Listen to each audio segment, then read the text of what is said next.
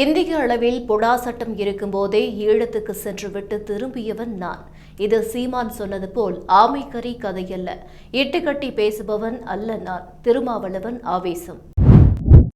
ஆளுநர் என் ரவி ஆளுநர் போல செயல்படாமல் பாஜக RSSின் கொள்கை பரப்பு செயலாளர் போல செயல்பட்டு வருகிறார். ஆளுநர்கள் எவ்வாறு நடந்து கொள்ள வேண்டும் என்பது தொடர்பாக வரும் நாடாளுமன்ற கூட்டத்தொடரில் பேச உள்ளேன். துரை வைகோ MP விமர்சனம். ராயபுரம் RS மருத்துவமனையின் உட்கட்டமைப்பு வசதிகளை மேம்படுத்த ரூபாய் 11.63 கோடி ஒதுக்கீடு செய்து சுகாதாரத்துறை அரசாணை வெளியிட்டுள்ளது. இலங்கையில் ஆட்சி மாறிய பிறகும் தமிழக மீனவர்கள் மீதான தாக்குதல் தொடர்கிறது என்று முத்தரசன் கண்டனம். சென்னை படப்பையில் இளம்பெண்ணுக்கு பாலியல் தொல்லை தந்த வழக்கில் கைதான அதிமுக பிரமுகர் பொன்னம்பலத்திற்கு நிபந்தனை ஜாமீன் வழங்கி நீதிபதி உத்தரவிட்டுள்ளார்.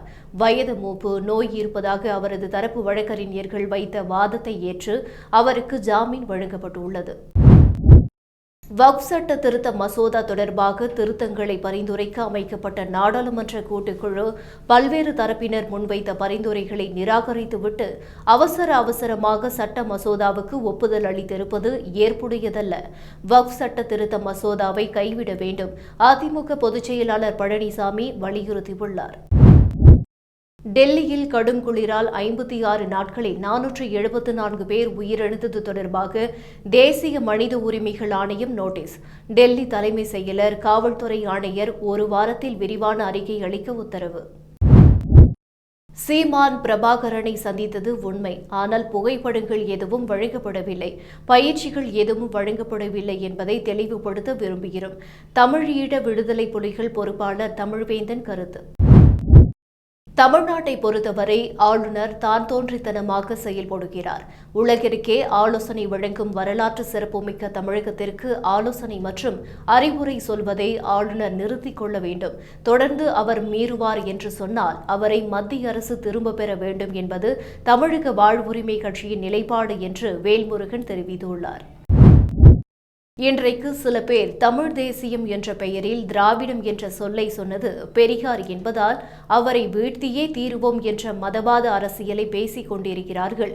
திராவிடம் என்ற சொல்லை விமர்சிக்க வேண்டும் என்றால் அவர்கள் அயோத்திதாச பண்டிதரை தான் விமர்சிக்க வேண்டும் என்று திருமாவளவன் விமர்சித்துள்ளார். மதுரை ஆவின் வரலாற்றில் இதுவரை இல்லாத வகையில் கடந்த 2024 தீபாவளியை முன்னிட்டு 7 கோடி ரூபாய்க்கு பால் உபபொருட்கள் விற்பனை செய்யப்பட்டு தமிழகத்தில் அதிக அளவில் பால் உபபொருட்கள் விற்பனை செய்வதில் மதுரை ஒன்றியமானது முதலிடத்தை பெற்றுள்ளது என்று மதுரை ஆவின் பொது மேலாளர் சிவகாமி தெரிவித்தார். குடியரசு முன்னாள் துணைத் தலைவர் வெங்கையா நாயுடுவின் இல்ல திருமண விழாவில் பங்கேற்பதற்காக மத்திய உள்துறை அமைச்சர் அமித் ஷா இன்று சென்னை வருகிறார். அவருக்கு தமிழக பாஜக சார்பில் சிறப்பான வரவேற்பு அளிக்க ஏற்பாடு செய்யப்பட்டுள்ளது. சென்னை மாநகராட்சியில் கால்நடைகள் மற்றும் செல்ல பிராணிகள் வளர்ப்பை முறைப்படுத்த நாய் மற்றும் மாடுகளுக்கு மைக்ரோசிப் பொருத்த அனுமதி அளித்து சென்னை மாநகராட்சி கூட்டத்தில் தீர்மானம். கோ-ஆப்டெக்ஸ் ஊழியர்களுக்கு 15% முதல் ஊதிய உயர்வு வழங்கி தமிழக அரசு உத்தரவிட்டுள்ளது. அரசின் இந்த அறிவிப்பு மூலம் 15 முதல் 40% வரை ஊதியம் உயர்த்தப்பட்டுள்ளதாக கோ-ஆப்டெக்ஸ் நிறுவன அதிகாரிகள் தெரிவித்தனர்.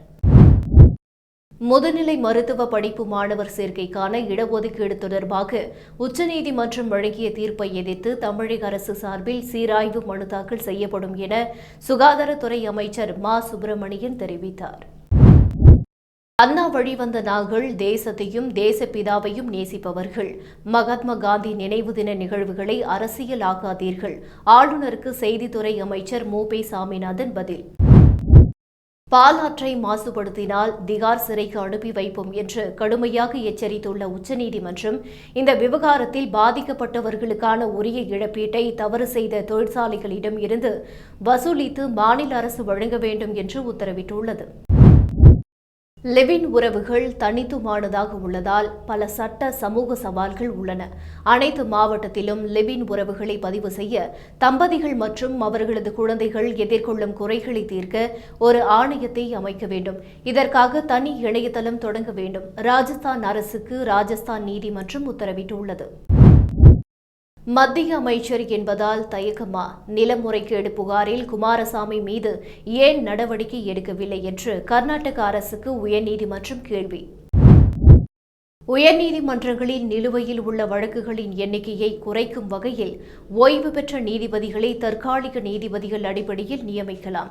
உச்சநீதிமன்ற தலைமை நீதிபதி சஞ்சீவ் கன்னா, நீதிபதிகள் PR கவாய், சூரியகாந்த் ஆகியோர் அடங்கிய அமர்வு கருத்து. வக்ஃப் மசோதா குறித்து விரிவாக விவாதிக்க வேண்டும் என்று அனைத்து கட்சி கூட்டத்தில் வலியுறுத்தி உள்ளோம். வக்ஃப் மசோதா விவகாரத்தில் நாடாளுமன்ற கூட்டுக்குழு தலைவர் எதிர்க்கட்சிகளின் திருத்தங்களை ஏற்கவில்லை என்று தெரிவித்துள்ளார். நாடாளுமன்ற பட்ஜெட் கூட்டத்தொடர் இன்று தொடங்கியது. இரு அவைகளின் கூட்டத்தில் குடியரசுத் தலைவர் திரௌபதி முர்மு உரையாற்றினார். மத்திய பட்ஜெட்டை நிதியமைச்சர் நிர்மலா சீதாராமன் நாளை தாக்கல் செய்கிறார். வக்ஃப் சட்ட திருத்த மசோதாவை ஆராய்ந்து வந்த நாடாளுமன்ற கூட்டுக்குழு அதில் மேற்கொள்ளப்பட வேண்டிய திருத்தங்கள் தொடர்பான இறுதி அறிக்கையை மக்களவை சபாநாயகர் ஓம் பிர்லாவிடம் தாக்கல் செய்தது. தலைமை தேர்தல் ஆணையர் ராஜீவ்குமார் அரசியல் செய்கிறார், தேர்தல் ஆணையத்தின் நம்பகத்தன்மையை அழித்துவிட்டார் என்று அரவிந்த் கெஜ்ரிவால் குற்றம் சாட்டினார். மத்திய பிரதேச முதல்வர் மோகன் யாதவின் நேர்முக செயலாளராக தமிழர் CB சக்கரவர்த்தி நியமிக்கப்பட்டுள்ளார். தமிழ்நாட்டின் ஈரோட்டைச் சேர்ந்தவர் CB சக்கரவர்த்தி. இவர் 2008இல் IAS பெற்று மத்திய பிரதேச கேடரில் பணியாற்றுகிறார். கடந்த 2016ஆம் ஆண்டு முதல் நாட்டில் தேங்காய் உற்பத்தியில் கேரளா முதல் இடத்தில் இருந்தது.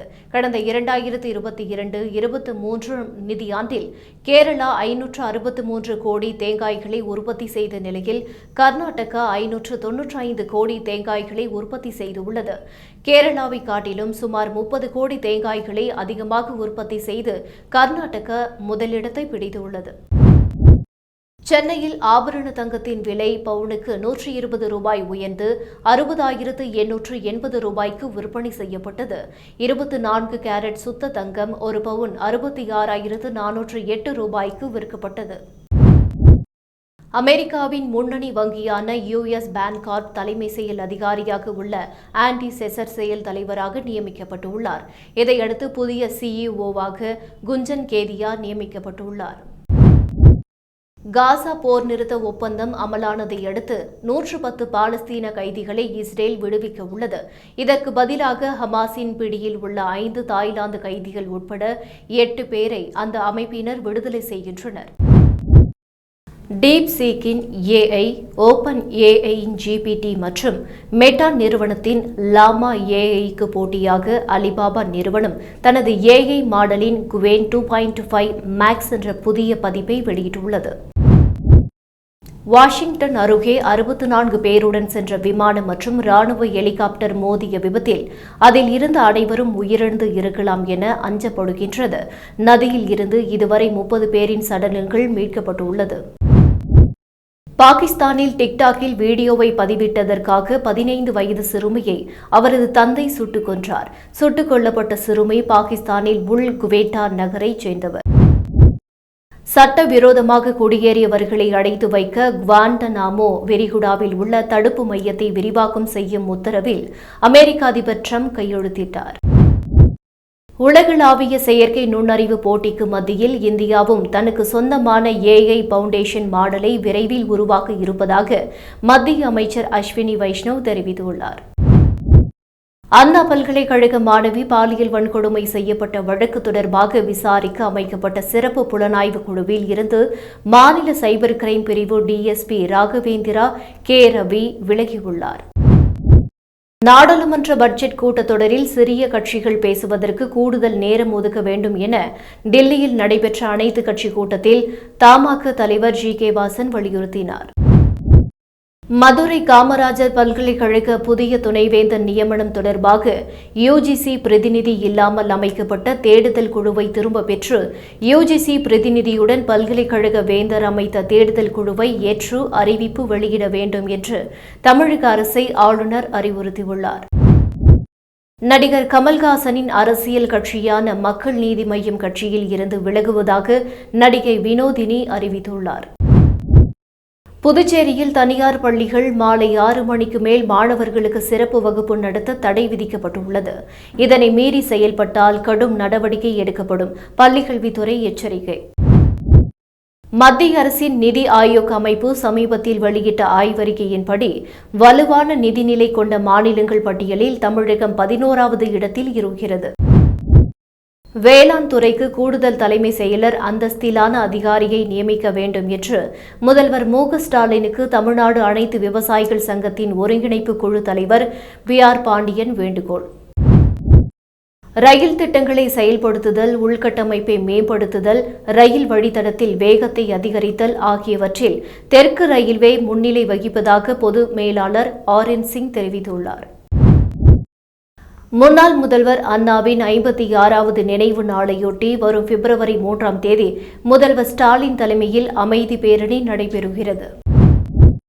தென் தமிழகத்தில் இன்று பெரும்பாலான இடங்கள், வட தமிழகத்தில் சில இடங்கள் மற்றும் புதுச்சேரி, காரைக்கால் பகுதிகளில் இடி மின்னலுடன் கூடிய லேசானது முதல் மிதமான மழை பெய்யக்கூடும் என்று வானிலை ஆய்வு மையம் தெரிவித்துள்ளது. திருப்பரங்குன்றம் மலையை பாதுகாக்க வலியுறுத்தி பிப்ரவரி 2ஆம் தேதி பொதுமக்களிடம் கையெழுத்து இயக்கம் நடத்தப்படும் என்று மலை பாதுகாப்பு இயக்கம் அறிவித்துள்ளது. பள்ளிகளுக்கு உணவு தயாரிக்கும் பணியை தனியாருக்கு வழங்குவதற்கான ஒப்பந்தம் கோரும் அறிவிப்பை மாநகராட்சி வெளியிட்டதற்கு எதிர்க்கட்சிகள் கடும் எதிர்ப்பு தெரிவித்ததால் அந்த ஒப்பந்த அறிவிப்பை மாநகராட்சி நிர்வாகம் ரத்து செய்வதாகவும் மாநகராட்சியே இந்த திட்டத்தை செயல்படுத்தும் என்றும் மேயர் பிரியா தெரிவித்துள்ளார். தூத்துக்குடி மக்களவை உறுப்பினர் கனிமொழி புத்தொழில் களம் என்ற புதிய திட்டத்தை தூத்துக்குடி மாவட்ட இளைஞர்களுக்காக அறிவித்துள்ளார். புத்தொழில் களம் மூலம் இளைஞர்களின் புதிய மற்றும் நவீனமான யோசனைகளை சமர்ப்பிக்கலாம். சிறந்த 3 திட்டங்களுக்கு 10 லட்சம் ரூபாய் வரையிலான நிதியுதவி வழங்கப்படும் என அறிவிக்கப்பட்டுள்ளது. இதில் 18 முதல் 35 வயதுக்குட்பட்ட இளைஞர்கள் பங்கேற்கலாம் என்று தெரிவித்துள்ளார். சென்னை அபிராமபுரத்தில் உள்ள பிரபல தொழிலதிபரின் மகன் வீட்டில் அமலாக்கத்துறை சோதனை நடத்தி வருகின்றனர். வருமான வரித்துறை அதிகாரிகள் அளித்த தகவலின் பேரில் சோதனை நடத்தி வருகின்றனர். 7 பேர் கொண்ட அதிகாரிகள் அதிகாலையில் இருந்து சோதனை செய்து வருகின்றனர். பராசக்தி படத்தை டிஜிட்டல் வடிவில் மேம்படுத்தி வெளியிட திட்டமிட்டிருப்பதால் அந்த பெயரை வேறு யாரும் தங்களுடைய திரைப்பட தலைப்பாக பயன்படுத்துவதை தவிர்த்திட வேண்டும் என்று நேஷனல் பிக்சர்ஸ் நிறுவனம் தெரிவித்துள்ளது. கடல் ஆமைகள் முட்டையிட்டு குஞ்சு பொரிப்பதற்கு பாதுகாப்பான பகுதியாக கடற்கரையை மாற்ற வேண்டும் என்று தமிழக அரசுக்கு அன்புமணி வலியுறுத்தியுள்ளார். சென்னையில் தனியார் நிறுவனங்கள் மூலம் அதிக சொகுசு வசதிகளுடன் கூடிய ஏசி பேருந்துகளை இயக்க திட்டமிடப்பட்டுள்ளதாக மாநகர் போக்குவரத்து கழகம் தெரிவித்துள்ளது. தமிழகத்தில் மகப்பேறு இறப்பு விகிதத்தை குறைக்க நடவடிக்கை எடுக்கப்பட்டுள்ளதாக சுகாதாரத்துறை செயலர் சுப்ரியா சாஹூ தெரிவித்துள்ளார். இது தொடர்பாக 38 மாவட்டங்களில் உள்ள தனியார் மருத்துவமனைகளைச் சேர்ந்த 2296 மருத்துவர்கள் மற்றும் அரசு மருத்துவர்கள் உடன் காணொலி காட்சி வாயிலாக ஆலோசனைக் கூட்டம் நடைபெற்றது.